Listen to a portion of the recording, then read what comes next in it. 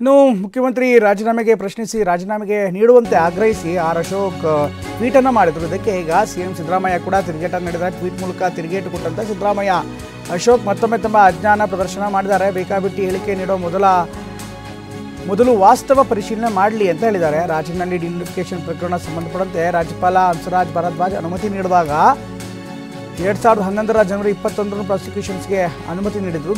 1600 ಪುಟಗಳ ಪ್ರಬಲ ಸಾಕ್ಷ್ಯ ಇತ್ತು. ಆರ್ ಅಶೋಕ್ಗೆ ಸಿಎಂ ಸಿದ್ದರಾಮಯ್ಯ ತಿರುಗೇಟು ಕೊಟ್ಟಿದ್ದಾರೆ. ನನ್ನ ವಿರುದ್ಧ ಯಾವ ಸಾಕ್ಷ್ಯ ಇದೆ, ಯಾರು ತನಿಖೆ ಕೊಟ್ಟಿದ್ದಾರೆ, ನೀವೇ ಅಲ್ವೇ ರಾಜೀನಾಮೆ ಯಾಕೆ ಎಂದು ಪ್ರಶ್ನಿಸಿದ್ದು. ಈಗ ಯಾವ ನಾಲಿಗೆಯಲ್ಲಿ ನನ್ನ ರಾಜೀನಾಮೆ ಕೇಳ್ತಿದ್ದೀರಿ? BSY ರಾಜೀನಾಮೆ ನೀಡಿದ್ದು 2011 ಆಗಸ್ಟ್ 4ರಂದು ರಾಜ್ಯಪಾಲರಿಗೆ ಲೋಕಾಯುಕ್ತ ವರದಿ ಸಲ್ಲಿಸಿದ ನಂತರ ಅವರು ರಾಜೀನಾಮೆ ನೀಡಬೇಕಾಯಿತು. ಅಕ್ರಮ ಗಣಿಗಾರಿಕೆ ವರದಿ ಸಲ್ಲಿಸಿದ ನಂತರ ರಾಜೀನಾಮೆ ನೀಡಬೇಕಾಯಿತು.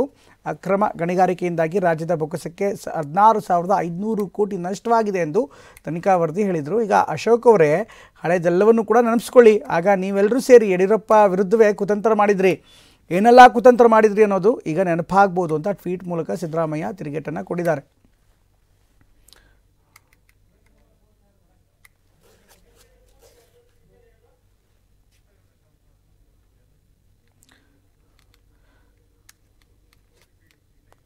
ಇನ್ನು ಸಿಎಂ ರಾಜೀನಾಮೆಗೆ ಆರ್ ಅಶೋಕ್ ಆಗ್ರಹ ವಿಚಾರವಾಗಿ ಆರ್ ಅಶೋಕ್ಗೆ ಸಿಎಂ ಸಿದ್ದರಾಮಯ್ಯ ತಿರುಗೇಟನ್ನು ಕೊಟ್ಟಿದ್ದಾರೆ. ಟ್ವೀಟ್ ಮೂಲಕ ತಿರುಗೇಟು ಕೊಟ್ಟ ಸಿದ್ದರಾಮಯ್ಯ ಅಶೋಕ್ ಮತ್ತೊಮ್ಮೆ ತಮ್ಮ ಅಜ್ಞಾನವನ್ನು ಪ್ರದರ್ಶನ ಮಾಡಿದ್ದಾರೆ. ಬೇಕಾಬಿಟ್ಟಿ ಹೇಳಿಕೆ ನೀಡೋ ಮೊದಲು ವಾಸ್ತವವನ್ನು ಪರಿಶೀಲನೆ ಮಾಡಿ. ರಾಜನಹಳ್ಳಿ ಡಿನೋಟಿಫಿಕೇಶನ್ ಪ್ರಕರಣ ಸಂಬಂಧಪಟ್ಟಂತೆ ರಾಜ್ಯಪಾಲ ಹಂಸರಾಜ್ ಭಾರದ್ವಾಜ್ ಅನುಮತಿ ನೀಡಿದಾಗ ಸಾಕಷ್ಟು ವಿವರವಾದಂಥ ಮಾಹಿತಿ ಇತ್ತು.